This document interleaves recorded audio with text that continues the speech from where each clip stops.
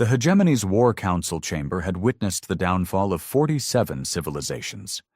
Its walls, carved from imported obsidian and inlaid with precious metals looted from conquered worlds, had echoed with the final transmissions of species who'd made the mistake of existing within reach. Today, those same walls would host a decision that would make all previous conquests look like practice exercises. High Magistrate Vexthul tapped his ceremonial talon against the conference table, a slab of crystallized carbon that had once been someone else's moon. Around the circular chamber, 19 other magistrates adjusted themselves in their hover thrones, carapaces gleaming under the harsh artificial lighting that had been specifically calibrated to make everything look more ominous. "Fellow magistrates," Vexthul announced, his translated voice carrying the kind of pompous authority that only comes from never having been seriously challenged, "we gather to discuss the human problem. Over 97% of viewers here are watching without subscribing. Don't be one of them. Hit that subscribe button right now and join the journey. Every click helps us grow stronger, and you'll never miss the next epic story." Magistrate Kelnara fluttered her wing membranes in what passed for amusement among her species. Problem? Those primitives barely qualify as a footnote. Their planet sits in a backwater system that offers nothing but tourism potential once we've cleared out the locals. "That," Vexthul said, activating the holographic display with theatrical flair, "is where you're wrong. Our intelligence division has been monitoring their transmissions for 6 rotations. What we've discovered will challenge everything we thought we knew about tactical doctrine." The hologram flickered to life, displaying what the Hegemony's finest analysts had assured him was a typical human military briefing. A bipedal figure with impressive muscular development stood before what appeared to be a strategic planning session, delivering what could only be a pre-combat motivational address. "Listen up, maggots," the human commander shouted at his assembled troops. "We're going in hard and fast.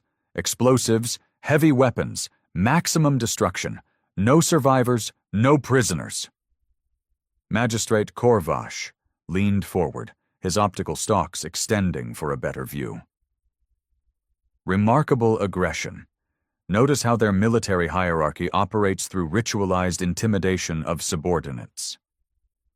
The display shifted to show another segment of intercepted intelligence. This time, the human military leader appeared to be demonstrating their species' approach to problem-solving by single-handedly eliminating an entire enemy installation using nothing but improvised weaponry and an apparent immunity to physics. "Observe their tactical flexibility," noted Magistrate Yil-Tep, her translator adding unnecessary emphasis to every syllable. This individual adapts to combat scenarios using whatever resources are available. Primitive, perhaps, but devastatingly effective. Vexthul nodded gravely. "Our analysts estimate this represents their standard operating procedure.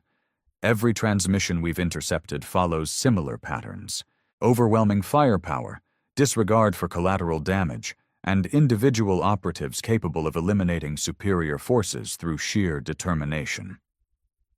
The assembled magistrates buzzed with concerned discussion. Magistrate Kelnara's wing membranes had stopped fluttering. "How many of these enhanced individuals do they possess?" "Unknown, but conservative estimates suggest their entire military structure revolves around this methodology.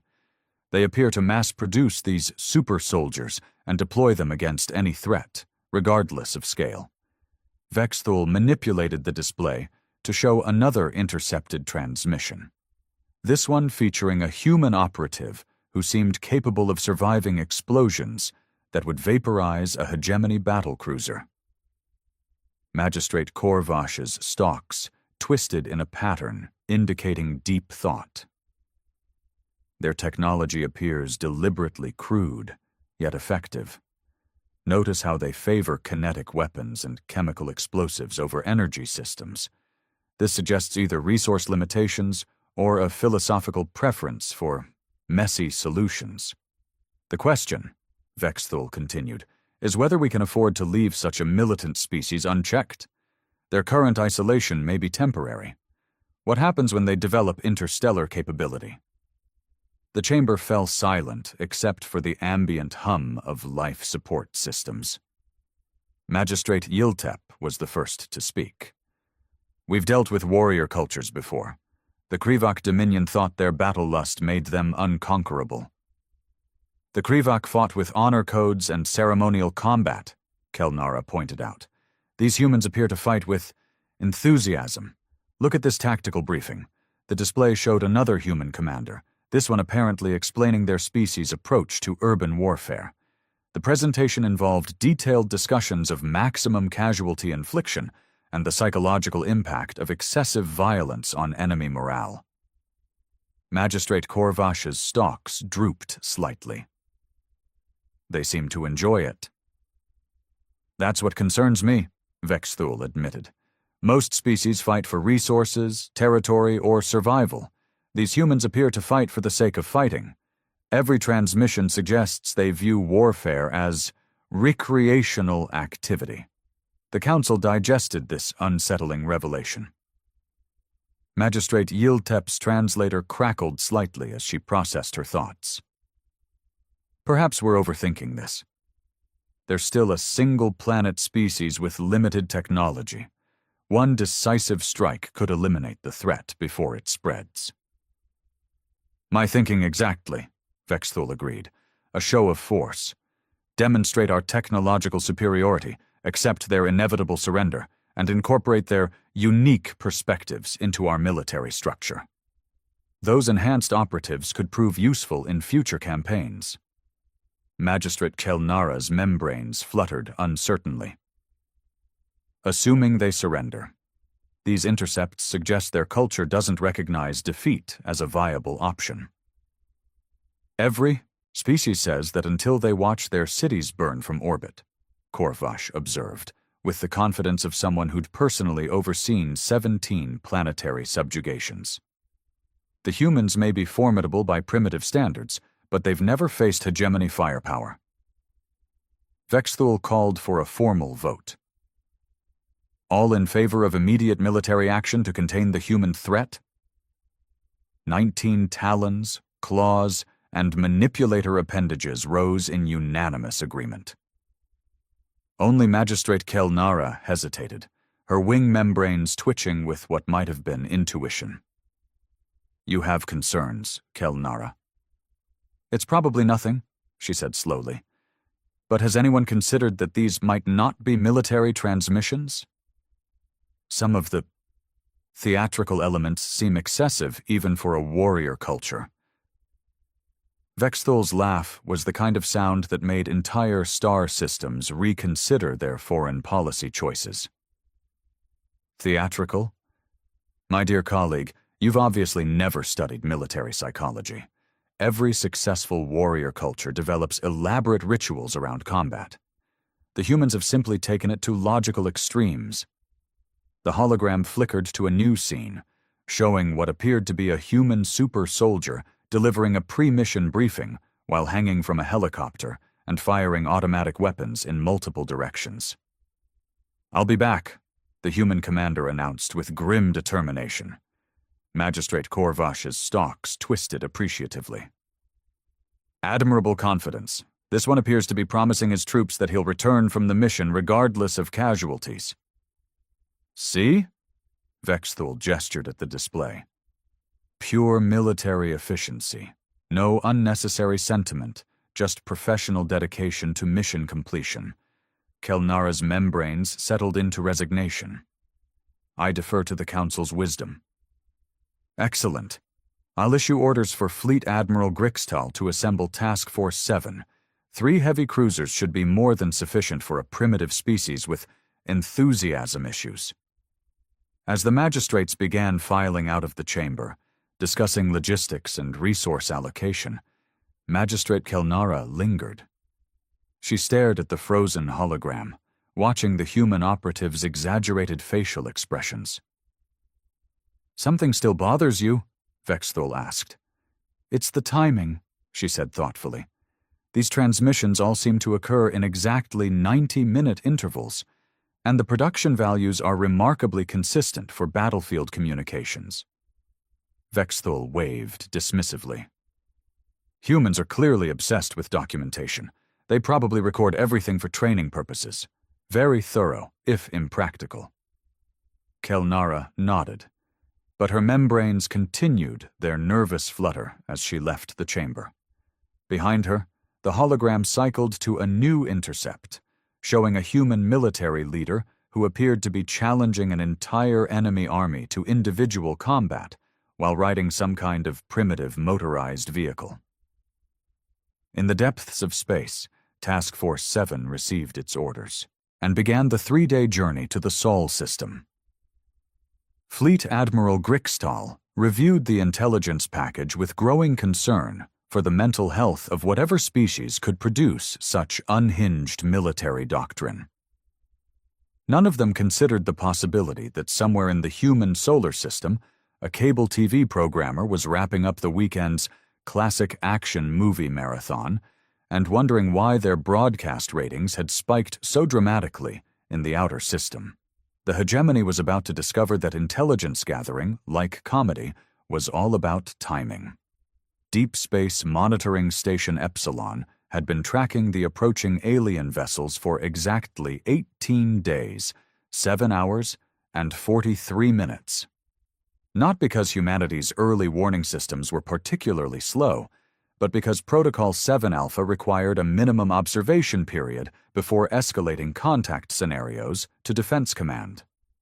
Commander Elena Vasquez sipped her coffee and watched the tactical display with the kind of professional boredom that comes from having the most advanced military technology in known space and absolutely nothing interesting to use it on. "Theoretical question," she said to Lieutenant Colonel Harrison Park, who was currently reviewing personnel files while keeping one eye on the alien formation. "If someone spent 3 weeks studying our movie broadcasts and concluded we were a race of unstoppable killing machines, would that make them stupid or just thorough?" Park didn't look up from his tablet. "Both. Also explains why our entertainment division has been getting so many commendation letters from intelligence. Apparently, we're accidentally running the most effective disinformation campaign in human history." The display chimed softly as the alien vessels crossed the Neptune perimeter. 3 ships, each roughly the size of a city block, broadcasting what their translation matrices had identified as standard intimidation frequencies and surrender demands in 17 languages. "They're really committed to this whole menacing approach," observed Captain Liu Wei, the station's xenosociology specialist. "Look at those hull configurations. Those ships are designed to look scary first, functional second. Someone put a lot of thought into making sure their enemies wet themselves before the shooting started." Vasquez pulled up the communications log. "They're calling themselves the Hegemony and demanding immediate capitulation to prevent what they term unnecessary extinction events. Points for dramatic flair, minus several points for originality." "Should we respond?" Park asked, finally setting down his tablet. "Standard first contact protocols, or do we skip straight to the part where we explain they've made a terrible mistake?" "Let's see how committed they are to their current worldview," Vasquez decided. "Activate the Welcoming Committee." What the Hegemony classified as Welcoming Committee would have required significant revision to their xenobiological databases. 3 ships materialized around Task Force 7 without any detectable propulsion signatures, energy buildups, or navigational indicators. They simply appeared as if the universe had quietly edited them into existence when nobody was looking. Fleet Admiral Grixtal stared at his tactical display with the expression of someone discovering that gravity had decided to file a resignation notice. "Sensor analysis?" "Unknown, Admiral," his tactical officer reported, with the kind of professional calm that indicated internal screaming. "No energy signatures match any known propulsion technology, no weapons signatures, no communication attempts. They're just there." Size comparison? Each human vessel is approximately 1/10 our mass, Admiral, however. The tactical officer paused, cross-referencing readings that shouldn't have been possible. Admiral, their structural density readings suggest they're composed of materials that don't appear on any periodic table.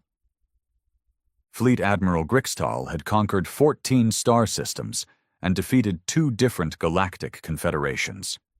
His tactical instincts had been honed through 40 years of successful military campaigns. Those same instincts were now suggesting he consider a career change. Human vessels are maintaining position. No aggressive movements detected, the communications officer announced. We're receiving a transmission. On screen. The view screen flickered to show a human female in what appeared to be a casual military uniform, sitting in what looked like a command center designed by someone who'd prioritized comfort over intimidation. Behind her, other humans moved about their duties with the relaxed efficiency of people who weren't particularly concerned about the current situation. Greetings, Commander Vasquez said pleasantly. This is Defense Station Epsilon. We've been monitoring your approach and wanted to extend a warm welcome to the Sol system. Are you here for tourism, trade negotiations, or... She consulted a tablet, ritualistic subjugation attempts. Fleet Admiral Grixtal's translator struggled with several unfamiliar concepts before settling on approximate meanings. I am Fleet Admiral Grixtal of the Galactic Hegemony. You will surrender immediately or face annihilation. Ah, Vasquez nodded thoughtfully. Option 3, then. Well, that's certainly direct. May I ask what prompted this visit? We're always interested in feedback about our interstellar relations. Your species represents a military threat that cannot be tolerated, Grixtal announced, falling back on standard conquest protocols. Your aggressive nature and advanced combat capabilities require immediate containment. Commander Vasquez blinked slowly, then turned to someone off-screen. Park, are we still broadcasting the classic movie marathon on the outer system frequencies? Every weekend for the past 6 months, came the reply. This week was Explosive Heroes of the 80s. Next weekend is Space Cowboys and Laser Showdowns. Vasquez turned back to the screen with the expression of someone solving a particularly amusing puzzle. Fleet Admiral, by any chance have you been monitoring our entertainment broadcasts? We have intercepted your military communications and strategic planning sessions, Grixtal replied stiffly. Your tactical doctrine is well documented. The human commander was quiet for several seconds. Then she started laughing. Not the polite diplomatic chuckle that most species used to diffuse tension, but genuine, helpless laughter that suggested she'd just encountered something absurdly unexpected. Admiral, she managed between chuckles, I think there's been a significant misunderstanding. Those weren't military communications.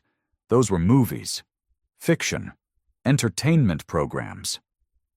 Impossible. We observed your enhanced operatives demonstrating superior combat techniques and advanced tactical thinking. You mean actors, pretending, for fun? Vasquez wiped her eyes. Oh, this is beautiful. Park, make a note for the entertainment division.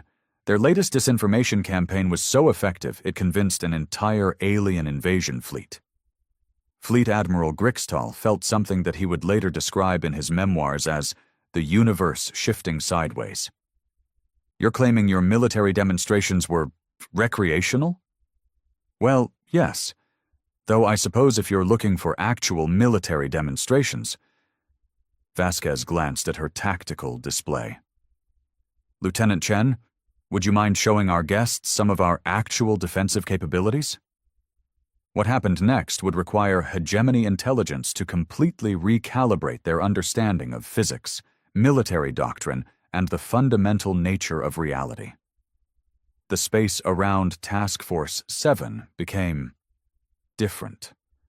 Not visibly different, but different in ways that made their instruments weep electronic tears and their artificial gravity systems file formal complaints. The 3 human ships hadn't moved, hadn't powered weapons, hadn't done anything that registered on conventional sensors. Yet somehow, Fleet Admiral Grixtal now understood with perfect clarity that his entire task force existed entirely at human sufferance. The feeling was similar to suddenly realizing that the ground beneath your feet was actually a sleeping dragon that could decide to wake up at any moment. "Fascinating technology," Commander Vasquez observed conversationally. "We call it reality adjustment fields, completely non-lethal, but it does tend to clarify certain tactical situations. Your ships are perfectly safe, Admiral, but you'll find that your weapons systems have temporarily forgotten how to function. Think of it as a gentle reminder that we'd prefer to discuss this civilly." Grixtal watched his tactical officer frantically manipulating controls that had apparently decided to become decorative. What are you?" "Human," Vasquez replied, cheerfully. "Though I suppose that doesn't really answer your question. Does it?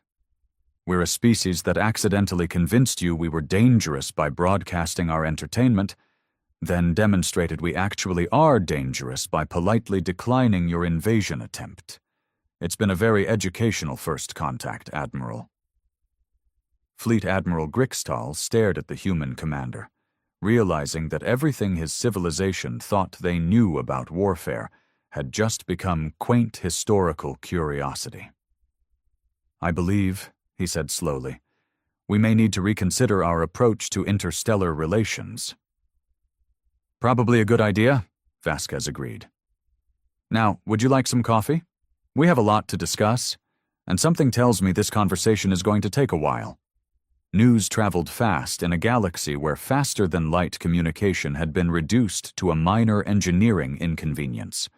What traveled even faster was panic, especially when that panic involved the complete humiliation of the most feared military force in known space. The emergency session of the Crystalline Confederacy's High Council convened exactly 4 hours after Fleet Admiral Grixtal's task force had requested emergency extraction from the Sol system. The crystal beings didn't technically have nervous systems, but their harmonic frequencies were producing sounds that roughly translated to extended screaming. Resonance Prime Kethar vibrated at frequencies that made nearby equipment malfunction. "Confirm the intelligence reports. The hegemony's entire task force was neutralized without the humans firing a single weapon?" "Confirmed, Resonance Prime," replied Intelligence Coordinator Velthin, whose harmonic patterns suggested she'd rather be discussing literally any other topic. Admiral Grixtal's final transmission indicated that human defensive technology operates on principles that violate several fundamental laws of physics. "Which laws specifically?" "All of them, apparently."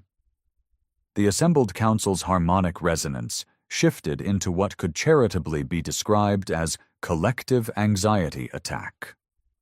Resonance Prime Kethar's frequencies stabilized into something resembling military planning mode. "What intelligence do we possess on human capabilities?" Velthin's harmonics took on the unmistakable tone of someone delivering catastrophically bad news. "We've been monitoring their entertainment transmissions for the past year. Our analysis indicated they were a primitive species obsessed with interpersonal relationship drama and something called reality television." The silence that followed could have been used to preserve archaeological specimens. "Entertainment transmissions," Kethar repeated slowly. "Yes, Resonance Prime. Our xenosociologists concluded they were too emotionally unstable for interstellar contact. The hegemony apparently monitored their action entertainment. We've been watching their romantic comedies. Across the galaxy, similar conversations were producing similar levels of existential dread. The Swarm Collective's central processing node had been dealing with reports from its deep space monitoring stations for the past 6 hours. Unlike other species, the collective didn't panic in the traditional sense. Instead, it entered a state of hyper-analytical confusion that made its distributed consciousness feel like a computer trying to divide by zero. Node 7-7. Alpha interfaced directly with the primary consciousness. Collective Prime, we have confirmed anomalous readings from the human encounter. Fleet Admiral Grixtal's ships showed complete weapon system failures without detectable interference patterns. Analysis? The Collective responded through Node Prime Central. Unknown technology operating on unknown principles. Recommendation: immediate reassessment of human threat level. Current human threat assessment? Based on monitored transmissions, minimal. Their broadcasts consist primarily of competitive food preparation and individuals discussing personal problems in front of studio audiences. The Collective's consciousness experienced something that individual species might recognize as a headache. The hegemony monitored different transmissions? Affirmative. Hegemony intelligence apparently monitored human military entertainment. We monitored human social entertainment. Probability that other species monitored other transmission types, 97%. In the depths of space, independent traders and information brokers were having their own revelations about the fluid nature of intelligence gathering.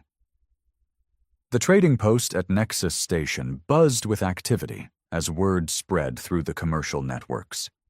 Captain Zix Kola of the merchant vessel Profit Margin found herself at the center of what was rapidly becoming the most valuable information exchange in recent galactic history. "What I want to know," announced Captain Hurdak, whose ship specialized in cultural artifacts, "is what else we've been getting wrong about species we haven't contacted yet." "Forget that," interrupted Trader Velshan, whose entire business model revolved around accurate intelligence gathering. "I've been monitoring human transmissions for 3 years. I've got recordings of their educational programming, their news broadcasts, and their scientific discussions. Based on my analysis, they're a moderately advanced species with excellent educational systems and a disturbing obsession with something called cat videos." Captain Zix Kola's manipulator arms gestured frantically. "But the hegemony found military transmissions. The Crystalline Confederacy found social programming. You found educational content. How many different types of transmissions are they broadcasting?" "All of them, apparently," Velshan replied grimly. "The question is, which ones represent their actual capabilities?" The conversation was interrupted by an emergency broadcast from the Galactic Information Network. The holographic display showed a familiar figure. Fleet Admiral Grixtal, looking like someone who'd recently had his understanding of reality professionally renovated. "Citizens of the galaxy," Grixtal began, his translated voice carrying undertones that suggested therapy might be involved in his immediate future. "I am speaking to warn all civilizations about the human species of the Sol system. Previous intelligence assessments have proven inadequate." Captain Hurdak leaned forward. "This should be interesting." "Human military capabilities exceed all known parameters," Grixtal continued. "They possess technology that operates outside conventional physics. They demonstrated the ability to neutralize hegemony vessels without detectable weapon systems. They offered us coffee while doing so." "Coffee?" Velshan's translator struggled with the concept. "Is that a weapon system?" "Furthermore," Grixtal pressed on, "initial intelligence suggesting they were a warrior species was based on entertainment transmissions. The humans informed us that their actual military capabilities are significantly more advanced than their recreational violence simulations." The trading post fell silent except for the ambient hum of life support systems working overtime to process the collective stress breathing of multiple species. "So let me understand this correctly," Captain Zixakola said slowly. "The humans broadcast entertainment so realistic that an entire invasion fleet mistook it for actual military intelligence. Then, when confronted with that invasion fleet, they casually demonstrated technology that makes the hegemony look like children playing with sticks, and they offered coffee during the demonstration. That appears to be an accurate summary, Grikstal's broadcast continued. All species are advised to approach human contact with extreme caution, not because they are hostile, but because their capabilities may exceed our ability to comprehend the implications of first contact. The broadcast ended, leaving the traders to contemplate the new galactic order. Trader Velshan was the first to break the silence. I'm recalibrating my threat assessment algorithms. If humans can accidentally convince the hegemony they're dangerous through entertainment broadcasts, what else might they be doing accidentally?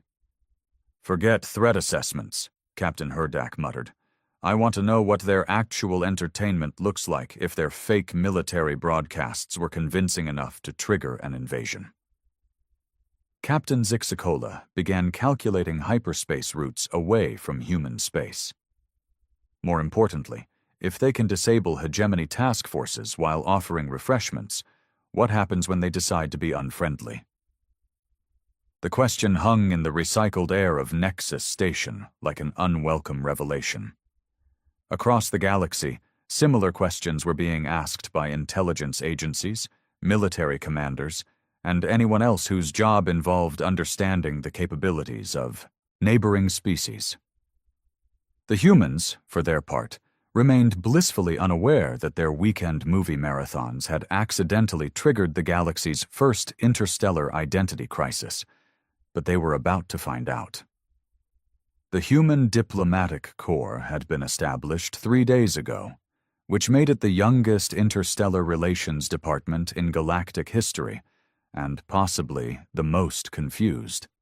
Ambassador Dr. Patricia Chen stood in what used to be a conference room at the Geneva Convention Center, staring at a holographic display that showed 17 different alien fleets maintaining what their commanders politely termed respectful observation distances around Earth.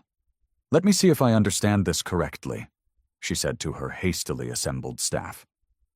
We've accidentally convinced multiple galactic civilizations that we're either bloodthirsty warriors, emotionally unstable socialites, obsessive educators, or master manipulators, depending on which of our television channels they happened to monitor. Deputy Ambassador Marcus Rodriguez nodded while reviewing reports from humanity's first week of interstellar diplomacy. That's the simplified version. The detailed version involves at least 6 different species who've spent years developing strategies to either conquer us, avoid us, study us, or trade with us, all based on completely different assumptions about our nature. And now they're all waiting outside our solar system like nervous teenagers trying to work up the courage to ask someone to prom? Essentially, yes. Though some of the fleets are significantly more heavily armed than your average prom date. Dr. Chen rubbed her temples. Right. Well, we'd better invite them in for a proper discussion before this turns into the galaxy's most awkward standoff. Send a general invitation for diplomatic representatives to meet at Luna Station. We'll sort this out face to face. What followed was the first interstellar conference in human history, and quite possibly the most polite existential crisis ever recorded. The conference chamber at Luna Station had been hastily reconfigured to accommodate 17 different species with varying atmospheric, gravitational, and personal space requirements. The result looked like a science fiction convention organized by someone with excellent intentions and a questionable grasp of physics. Ambassador Chen looked around the assembled delegates with the kind of professional calm that came from years of international diplomacy, none of which had prepared her for this particular situation. Welcome, everyone, to what I believe is our first formal interstellar diplomatic gathering. I understand there's been some confusion about humanity's intentions and capabilities, so let's start with introductions and work our way toward mutual understanding. High Magistrate Vexthul, attending via holographic projection because he was still too embarrassed to leave hegemony space, spoke first. Humanity possesses military technology that defies our understanding of physics, yet claims it was merely preventing an invasion based on recreational misunderstandings. That's correct, Chen confirmed cheerfully. We were wondering why you'd attack us based on our movie collection, but we figured it was some sort of cultural exchange program gone wrong. Resonance Prime. Kethar's harmonic frequencies conveyed deep confusion. You consider defensive capabilities that can disable warships to be routine peacekeeping measures. Well, we don't want to hurt anyone, Chen explained reasonably. Those were our non-lethal crowd control systems. We saved the serious defensive measures for actual threats.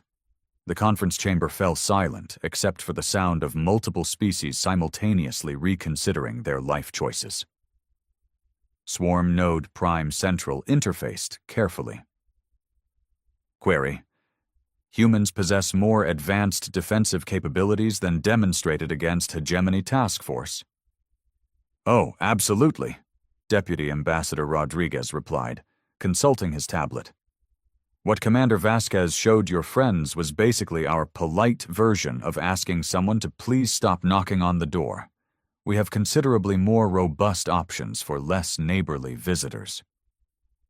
Trade Representative Vel Shan leaned forward with the desperate expression of someone trying to understand a market that had suddenly become incomprehensible.